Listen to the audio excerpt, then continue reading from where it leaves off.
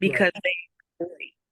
Right. they're void of what is needed in order to be successful and have understanding.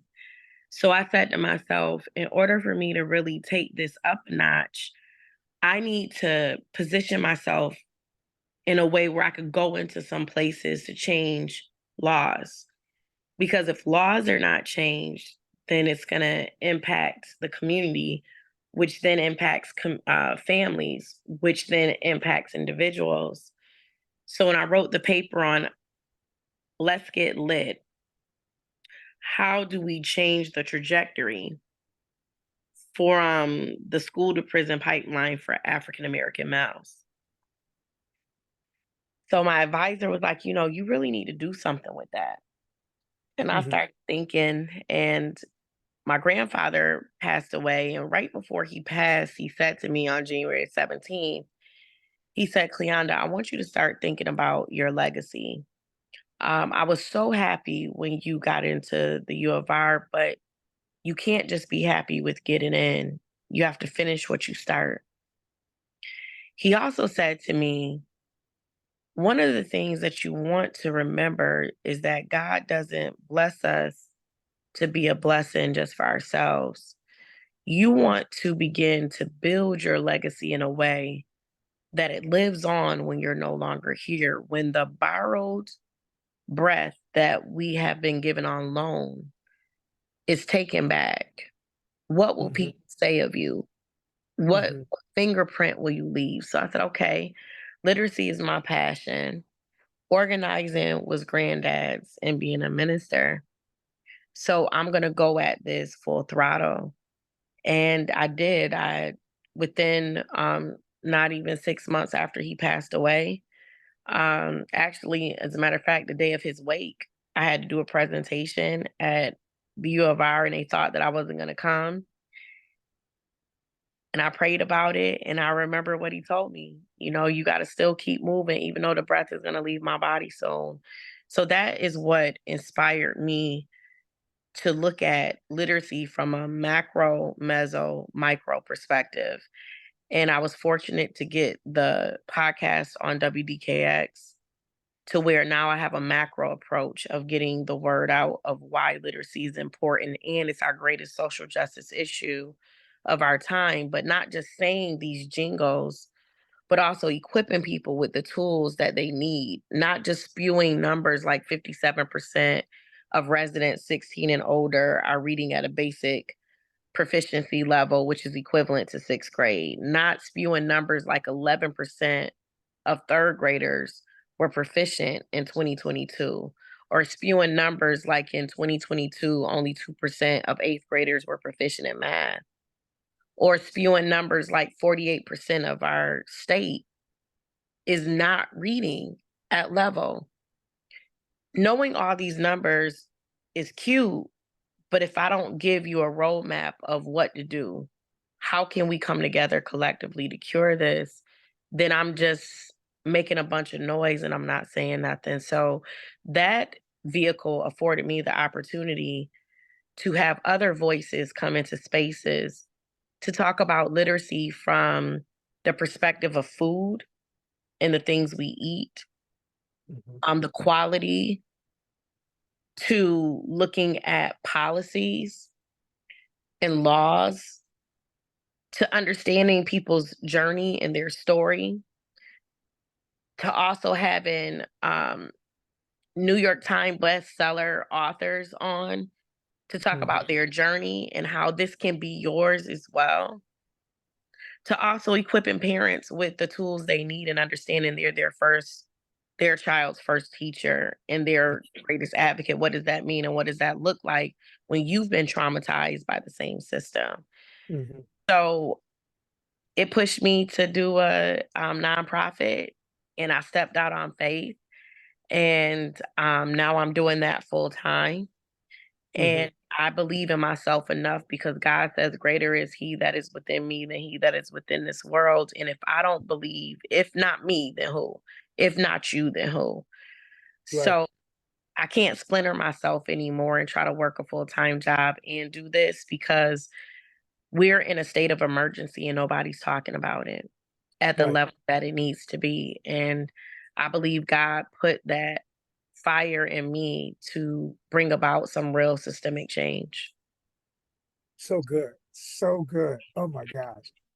So listen, if you are just tapping in with us on social media, we're having an intimate and a really profound conversation with an author, a mom of three, but a woman who is on a mission. And Leandra, I gotta just unpack a few things because the folks that are rocking with me, they we talk about business, we talk about the entrepreneur journey, but you share some things in your journey that I need everyone to relate to. And there was a lot you left on the bone, but I'm just gonna pull out three of them. Number one, there's no straight line, y'all. She Mm-mm. did a little of this, she did a little of that. But in doing and going through those experiences of what she didn't like, she discovered what she loves and Mm-hmm. what she's passionate about. So you got to understand that there is never going to be a straight line to success. Absolutely not. All right. Number two, she spoke about her grandfather, Minister Florence, an icon in our community. Folks, you got to have a mentor. You Mm-hmm. have to seek out, you have to be driven to find people that are in your lane that Mm-hmm. can pour into your spirit, pour into your life, because they are so interested. They are so interested in you being all that you can be. But you got to seek. You got Absolutely. to seek. And the third thing that she shared, she talked about the Lord. She talked about having a dream because we serve a God of the impossible. Your Absolutely. thinking has to be bigger than yourself. And Mm-hmm. when you go to God, if you just go to God on stuff that you can handle, that's little faith. You got to get outside yourself. That's right. You got to be so big in your thinking. And that's thank you for just getting us going in this direction. Um, you actually answered a couple of my questions just through that opening. So here's my thought here. Okay, so this idea of liberation through literacy is a big thing, and it's a big thing because you have put the groundwork in, and I wasn't even going this direction, but I'm gonna go there. You put the groundwork in for helping younger people with anti-racism Yes. um, uh, um, a foundation. And if you have not done it, at some point, I want you to go see this movie that my wife and I just took a look at called "Am I a Racist?" Mm-hmm. It's supposed to be a satirical, and it's crazy. And there's a question here. Me and my wife saw the movie. I knew it was a comedy. She didn't. She was very offended. She thought that the movie was basically placating white Mm-hmm. people and giving them a pass. Whereas for me and the people that mess with me understand that we are not victims. We Mm-hmm. write our own destiny. I don't care who's in the White House. I know what's going on at my house. So I'm That's all about right. self-reliance. For you, take us through some of the work that you do with the younger people with respect to anti-racism. Yeah, so I was fortunate to work with a group of individuals to create that particular work with the Science Museum. But what I can say, what I did in the classroom and what I do through now my nonprofit is number one, I infuse when I was in the classroom and now in my nonprofit African American authors. So the only books that anybody will read in my programs are African American authors from various genres. And I say that because when we think of the canons in literacy, not many African Americans make the canon. Agreed. Um, and because of that, whenever you're void of knowing your history, you're doomed to repeat it. So if you don't see the stories outside of enslavement, civil rights from the standpoint of you being beat with by the police and bitten by dogs. If those are the only stories that you read about, you learn about through social studies and ELA, then you are going to have a very skewed view of yourself. Um, I began to challenge myself as an educator as well to develop myself, being a part of the change that I wanted to see. So I was always a mover and a shaker in the community, and my students were brought alongside. So I believe that literacy in action was my foundation. So it was through reading and writing, speaking and presenting, um, guest speakers, that I was able to interrupt the institutional racism that was going on within the walls of schools. I challenged the status quo when people question why didn't I use this book in the Common Core, and I said because I'm doing what is best practice for my students. Standards are what drive instruction, not a book. And Come if on. we understand what the standards are, which is what should lead instruction, and stop trying to water down education, because I think one of the biggest problems we've done when it comes to institutional racism is I have to create this robotic interaction. If that's the case, then I wouldn't need to get my master's degree if you're going to spoon feed me a curriculum that you want me to turn key. What we should be afforded is the opportunity as educators to showcase the talent we have. Give me the standards that each grade that I'm teaching needs to know, and give me the autonomy to get there. Now, if my students are not meeting those standards, now we got a question. Now we got something to talk about. It was through my tenacity and going against the grain and justifying why is where I began to be an interrupter in institutional racism, where Hmm. my students were able to see me stand up and fight for what I believe to be right for them, and not just talk about culturally responsive pedagogy, but understanding what does that mean? What does it look like? What does it sound like? So when I was able to afford not only Black students, but white students and everybody else that falls under the umbrella, that experience, it began to change outcomes of our young men who struggled the most with reading because it was hard for them to see themselves. So I Right. went and got all books by Walter Dean Myers, and everybody read those. And my students, when I was teaching, they not only outscored, because I taught like fifth and sixth grade, they not only outscored the actual grade, but the entire school, because I did what it took for my children to be successful, and I knew what they needed. They Hmm. needed to be able to speak in front of people. They needed to be able to articulate claims and understand their why. They need to understand who they are, and their history didn't start at enslavement.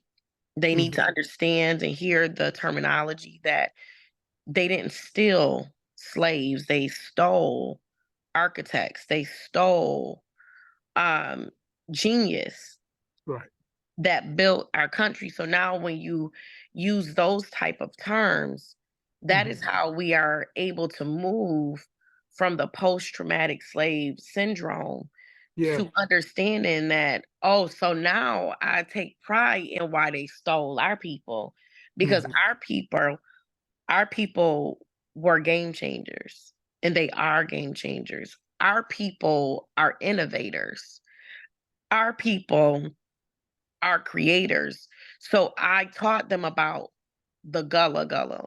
I taught them about why was it innovative for groups of people who did not even speak a common language create their own in order to be able to outwit this man who thinks that he's going to disturb our peace. That is innovation at its best. So when you begin to move in and out of books and movies and research in fifth and sixth grade, you won't have no problem when you have to go into middle and high school because I've already had what real rigor was at the foundational framework. So Right. that's how I interrupted racism. I didn't just, make noise as, you know, James Brown talked about, you talking loud and you're not saying nothing. We have a Innocent. lot of people that Yeah. talk loud, but they're not saying anything, they're not doing anything, and they're not standing for anything. So to interrupt has to start with me and my knowledge base. My students will only go as far as I go. Wow. That was amazing. That what you said so much resonated with me. I remember when I was a much younger man, I used now I'm a math person, but I had a boys to men group, and the way we got into our manhood was by doing reading. We would read Mhm. from and it was more about the sharing and less about the literacy. The literacy was just a way to get into the conversation. But the sense of growth and the pride that young men have when they feel confident about their literacy skills is a game changer. Mhm. Is a game changer. Um, let me go in this direction now.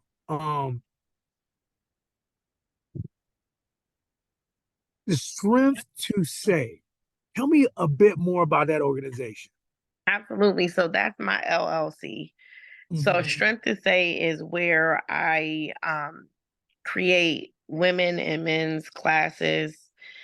Strength to Say is also where I self-published two books of adult poetry. Strength to Say is where I also do public speaking. Um, I do professional development. All of that falls under my LLC. So Okay, that's what that arm is.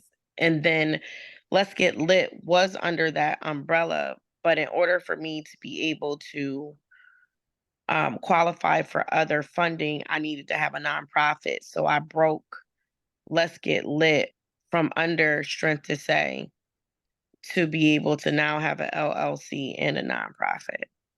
brilliant, Because brilliant. there's a lot of restrictions you have Hmm. with being a nonprofit where in the LLC it doesn't restrict me. So I still Right. have the mobile pieces of me through Hmm. my LLC where I would be restricted under my nonprofit.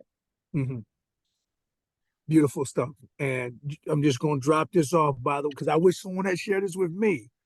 Now that you have your LLC, you can employ your children. Yes. All right, 12. I believe it's $12,000 tax-free money per child. Yes. So Oh, and they already on the payroll. So tap in, tap in. All right, so yes. this is a great segue. Let's talk about motherhood. Um, what was one literacy lesson you taught your own children that you wish every parent knew? Um the one thing or the one lesson I taught my children was for them to see me in action. And I think that a lot of people limit literacy because they think it's only book and bind. That is one mode of literacy, but literacy is also talking. It's also writing. It's also being able to be an innovator. So my children saw me. They came along on the ride when I had my daughter. I was a freshman in college, and I stayed home for a year to take classes so I would be able to go back to Bennett College and graduate on time, which I did.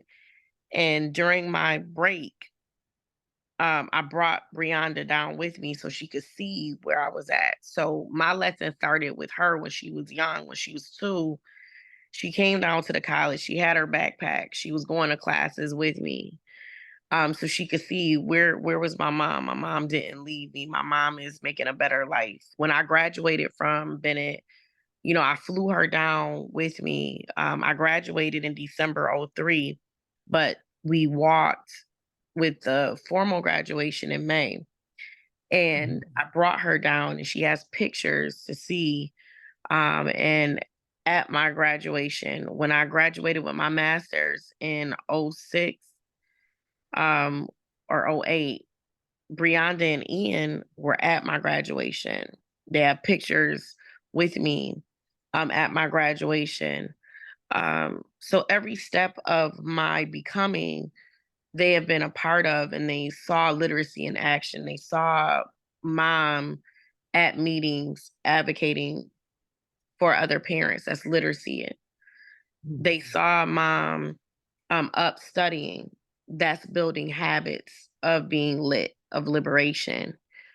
They saw me instill in them by action what I expected of them indeed Right. when they walked the halls. So what I would share with any parent is that literacy goes beyond the book and bind. Literacy is everywhere, all the Mhm. time. And when you see it from that vantage point, you understand that through our imperfections, we still can become liberated and not have to be stagnated. Even when you fall, it's still teaching.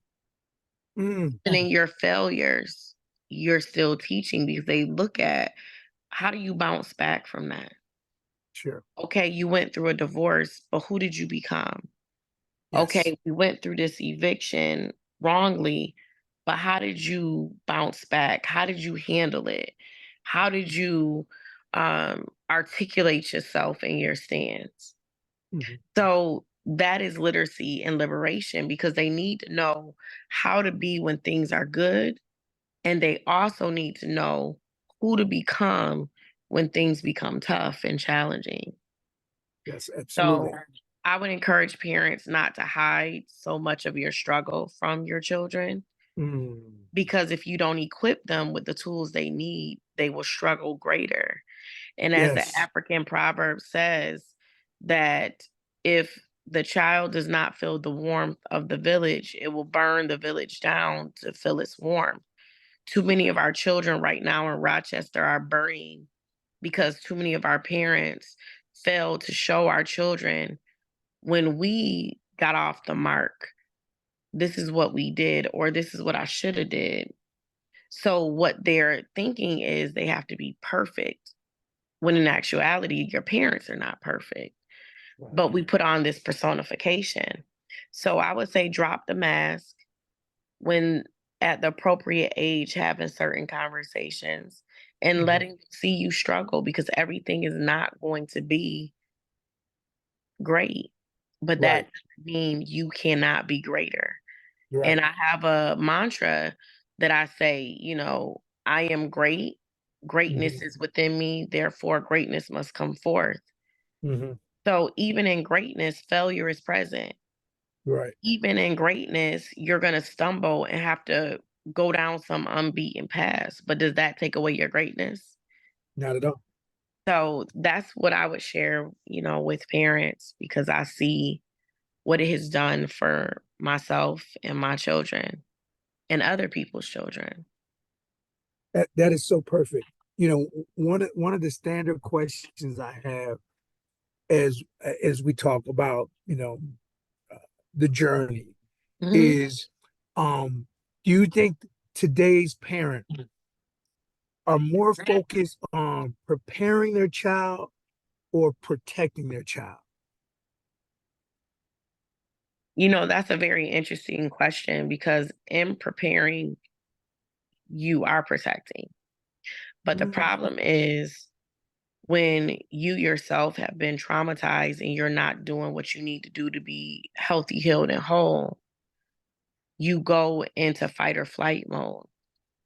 And that fight or flight mode is going to push you to protection, Hmm. not understanding that hurt people hurt people. So what you deem as protection is really not. And when you understand preparation creates protection, right? So when I begin to understand and learn, pivot, get up, fall, get back up, now my preparation will now afford protection, but that doesn't mean you don't allow your children to fall and learn, because I Oh, there liken you that go. unto a child that's learning to walk. Hmm. If a parent goes into protection mode, you're going to then cripple the child because they learn from falling to That's get right. that tenacity to get back up again. Absolutely. So I think that a lot of parents, especially in our Black community, struggle from not getting counseling from some of the things that we've gone through. And we mask it with our either degrees, we mask it with our accomplishments, we mask it with different addictions we have. And because of that, that's still teaching. Hmm. And it causes us to have a falsified protection that comes from guilt. Hmm. So because of my guilt of not being as present as what I needed to be, I feel like I have to fight harder. I have to show my behind more to show you, to prove to you that I love you. And we give this they talk about the different forms of love. There's mania, very deranged and crazy. Hmm. Um, and that's where some of us live in our so-called protection, because we don't understand what agapeo is. Because agapeo is the true ultimate healthy protection. Right. That means I'm going to hold you responsible. I am going to protect and provide for you. I'm going to also let you know when you're wrong and guide you when you're right. Right. But if you have a mania love that's very crazy and possessive, that's why we have a lot of children acting a fool. Because if you have mom and dad coming in there about to beat somebody down, jumping over the table, that type of mania, Yeah. then they turn in that school relationship into an actual relationship with the opposite sex. And that same mania becomes a part of their narrative when they're in a relationship. So I think that, I love how you connected those. I would have yeah, never thought about that. That's yeah, deep right there. yeah. And it's very telling, because if you do the research, the reason why divorce is high, that's what prompted me to write my two books. It happened in the essence of my soul after I was divorced. I did research on what are the top three, and I'm gonna ask you, what do you think the top three reasons why people get divorced? Um, my first thought is financial stresses, Hmm. maybe being unequally yoked when it comes Hmm. to values and rearing children, and maybe thirdly, just growing, but not being tethered by some commonality. Hmm. Well, you got one of the three right. So finances was one, Okay. lack of communication was Okay. two, and not having a healthy sexual relationship was number three. Oh, okay. So those were the top three reasons based on research that people got a divorce. So when you begin to understand why communication is so essential, the way we communicate, when we say that I'm listening to you, but am I listening to respond, or am I Right. heeding what it is that you're saying to cause a different response from me to compel you to be and do better? Hmm. So that is where you begin to look at the correlation between unhealthy marriages don't just start that way, right?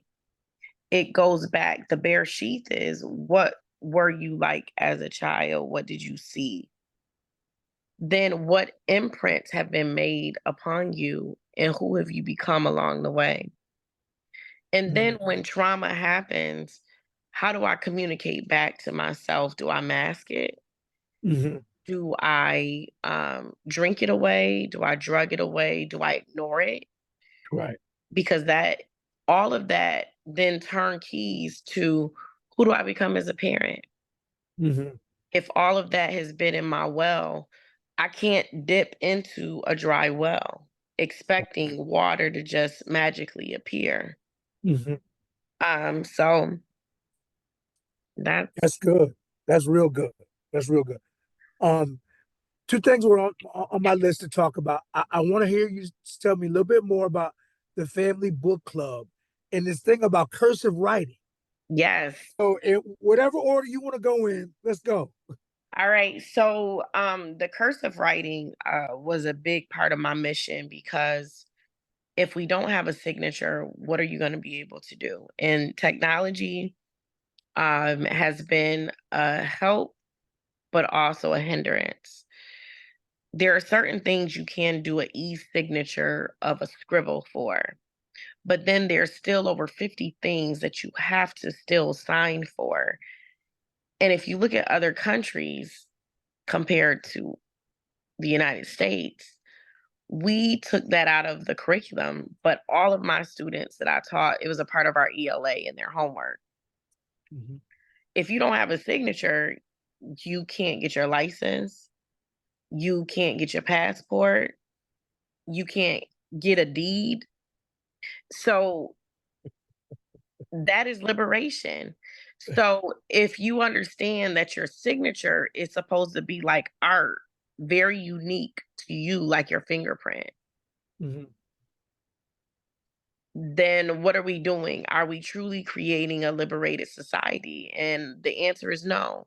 So a part of my mission is to teach to young people and adults how to be liberated through cursive. So I offered at Fight Village in May for 2 weeks. I did a cursive class for all ages, and everybody got a book, and we practiced. We talked about the art of learning, the basic foundation, and then once you learn the foundational framework of formation, now you liken it unto art.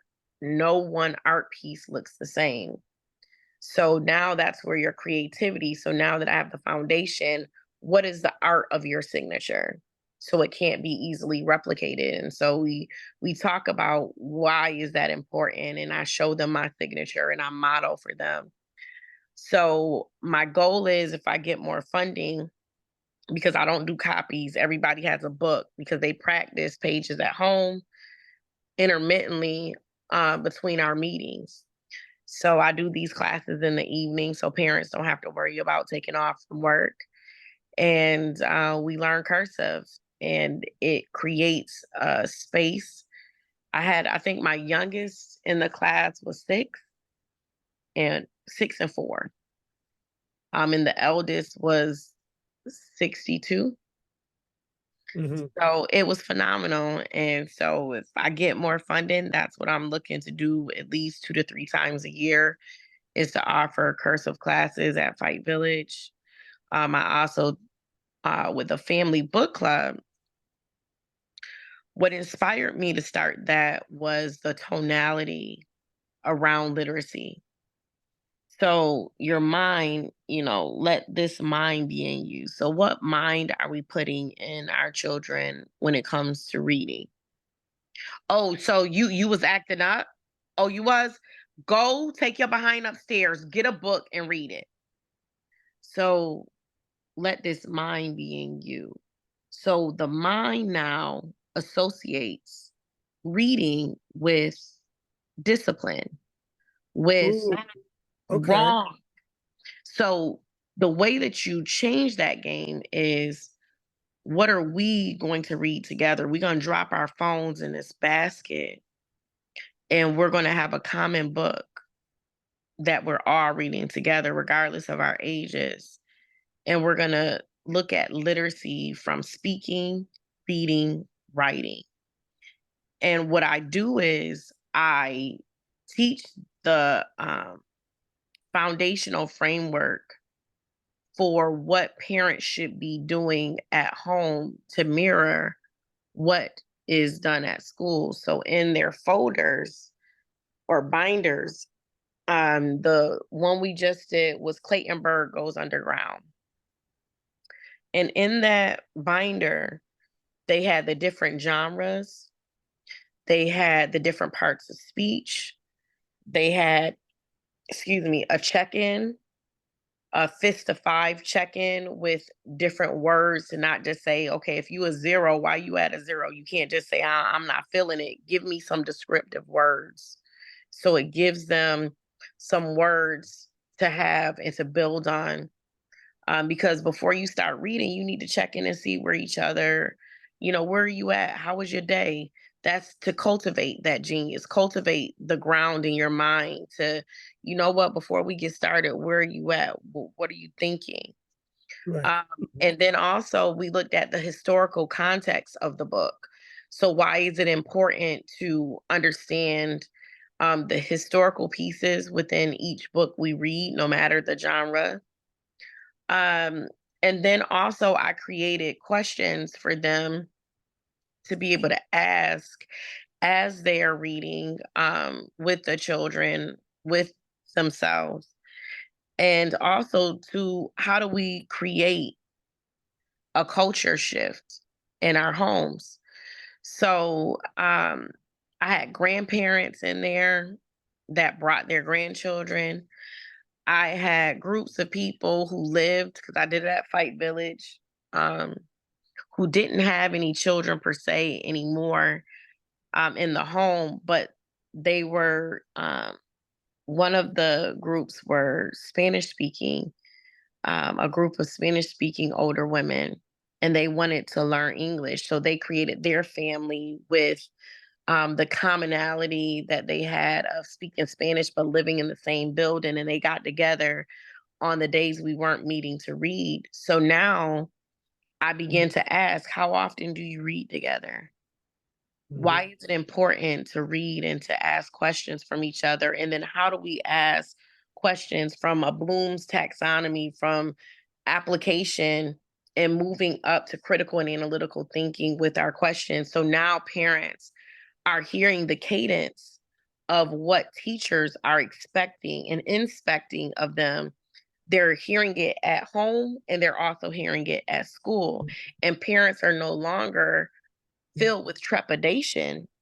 Mm-hmm. They now are equipped with the tools and they feel fortified Mm-hmm. to be able to step into that deep with their children and say, you know what, I struggle with reading too, but together we could achieve more.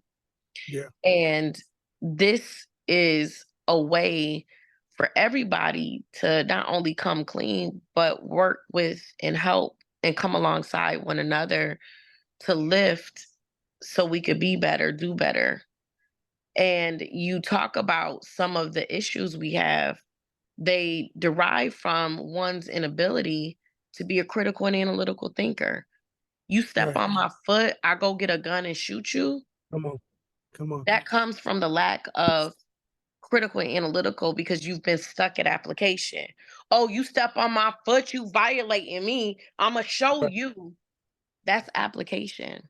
Right. But when you're immersed in what they call rigor, because I'm tired of everybody shooting out rigor as to say it has to be this abundance. I could give you two questions that will annihilate the 34 that you're trying to do.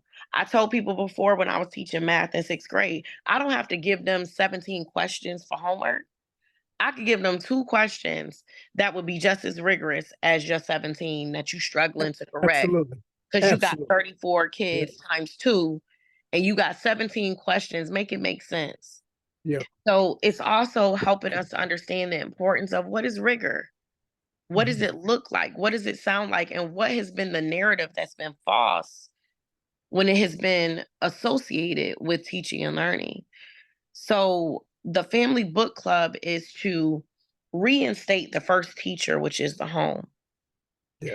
It is also to fortify them with the tools they need to feel confident to not only be what they need to be, first to themselves, second to their children, but now when they go into a school and someone says your child struggles with phonemic awareness, I have a better understanding of what that means. Could you tell me more about that? Because phonemic awareness can be this, this, and this. What area are you referring to? Can you please give me an example? So instead of blowing up, they now have been able to cultivate a different genius, to ask those questions, to create curiosity and wonder. And that also aligns to my summer family literacy program that I do in July for 4 weeks, 3 days a week in the evenings from 6:30 to 8 o'clock, where there's a 15-2 ratio for fifth to eighth grade. The boys have their own book, the girls have their own book, and the parents have their own book, and they're all getting lit at the same time. I What is love it. I very love it. unique about that Oh, is wow. not only are they getting lit through looking at only Black authors, but they're looking at state standards for reading, writing, and speaking. Mhm. Parents are also, they have a teacher, what I call my parent connector in the parent class, and the assistant to the connector. So they're able to unpack. They looked at every child a super reader, so they were able to understand some of the terminology that's being used to be able Mhm. to use it at home. The Mhm. boys looked at this year, You Don't Even Know Me. The girls looked at Out of My Mind. As they went through these experiences over the 4 weeks, from 7:30 to 8 o'clock, we shared a lit meal together. So now we have cross pollinate, they're cross pollinating. Everybody's talking about what they learned. We're sharing a meal. And I had three sisters from the church that were cooking every night for those 3 days for home cooked meals. We're presenting, we're sharing. So for 30 minutes, no Yes. phone, we're talking. I knew about this because when I did Camp Agape this summer, Sister Joyce Carver told me all about your program. And she said, McCray, we got to get people there. I was like, okay, look, hey, I'm all about supporting the work. If something that's is happening and it's going to be to our benefit, let's get behind. Absolutely. I ain't trying to reinvent no wheel. Let me get behind folks who are already doing it. Right. And if we don't empower the family, what are we going to do? It has to start with the family. So that's why I'm the only program in Rochester that is in the evening for 4 weeks that is catered to the family. And that to me was very profound because if we just have programs for kids, but we don't equip the parents, then we're still in our same mousetrap mentality. True. So I end that with my community give back. So I'm going to be doing that twice a year now. So at the end of the year, we're going to do it in June. And then I also do it at the beginning of the year in September. And the community give back is like a literacy block party. And this year we had Say J what? Ribs A literacy block party. literacy block party. So we see literacy in What? action. We Okay. had we had a DJ, we had small businesses, we had J Ribs. I provided food from J Ribs. They were able to meet different local community members. Hmm. Um, Last year they did a vote of who they wanted, if they could pick one thing they wanted me to have, and it was Lugia's. So I was able to get funding to get the Lugia's ice cream truck there. So the first 50 people were able to get a free Sunday after the first 50. It was $5. And then I had a bunch of small businesses there because I want to change the mindset of our people in our community that everything has to be free. No, it comes with a cost. So we give Absolutely. out brand new books. So I had over $3,000 worth of brand new books from pre-K 3 all the way to adult. So every adult and child walked away with a brand new book of choice. We had raffles. Um, we had the small business to understand that if we don't support my small businesses, are we truly liberating our communities? Because the small business is the heartbeat of any community. So I want to retool our thinking. And I added this year small business vendors because we needed to uplift, especially our Black small businesses. And I tell people all the time, you'll go to Yankee Candle at Eastview Mall or Grease Mall and spend two for 45 or two for 60. But then you want this sister over here and this brother over here to have a homemade soy-based candle business. Oh, that's $20. You want them to barter down their wealth, the way they see themselves. Yep. And I said, absolutely not. So we have to change that mindset. Yep. So I said, from now on, every community give back. Yes, I'll have certain things for free, but there will be things that you have to pay for because I want people to understand liberation comes when we are owning things. Liberation comes when we're reading things. Liberation comes through music and how people use their platforms to change societal ills. We had Zumba. So we had 15-minute intervals of Zumba throughout the whole time that we were there. So they saw literacy in action by our body. We had the Food Link curbside market where I bought $300 worth of vouchers where people were able to go buy fresh fruits and vegetables. And then they were able to spend their own money on what the $3 voucher didn't get. So now they see the importance of, okay, Food Link is doing this. Miss Flo got us the $3 voucher. Now we need to support it as well. So when you have to invest in Beautiful. something, you value it better. Beautiful. So that's the literacy in action that everybody was able to experience. So I'm absolutely going to be a partner with you on your next go around with this. Um, so two big things I gotta ask you before we Yes. shut it down.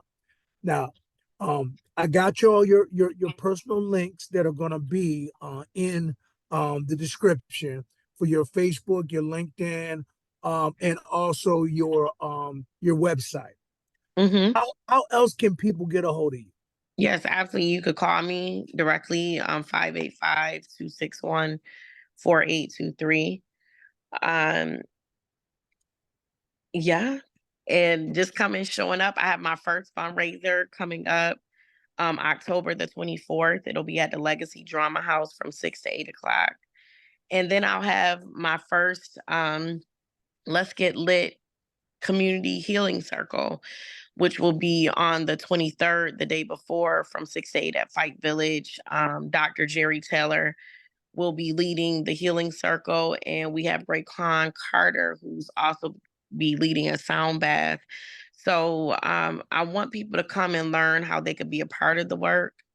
I Hmm. want people to come and be healed because if we're not healed, how can we do the work? Hmm. So I'm excited. So if you want to learn more about how to support the work, please come out on the 24th at the Legacy Drama House of October from 6 to 8 o'clock. Spread the word because together we can achieve more. And the more we begin to pour back into our families through literacy, we will become liberated and change the trajectory of our community. Because again, when a child does not feel the warmth of the village, I love that. it will burn the village down to feel its warmth. And how much more burning do we have to experience in Rochester? How many more cries do we have to hear from the city for us to get it together? get behind the work. And like you said, not to compete with one another, but to be what we can for and to one another. So let's So, get lit. so good, so good. Well, listen, we got another one in the vault. I am bringing you back, sister. I Okay. didn't come up with all these great questions just to time out at the top of the hour. So you will be back in the next 6 to 9 months. All right. Promise me on that. So, last thought. I wasn't gonna go here, but you just dropping so many jewels. Help out my young people who are listening to this. If Mm. you could time travel back in time and you could talk to your former self, what 3 pieces of wisdom would you give yourself?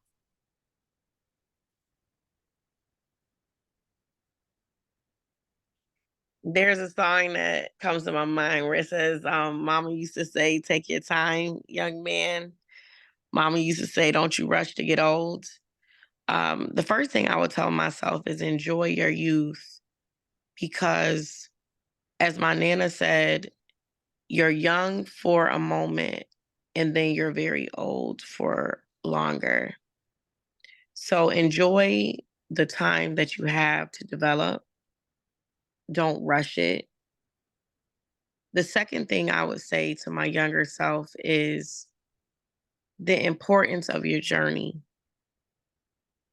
Don't become anxious when it does not turn out the way that you thought it to be.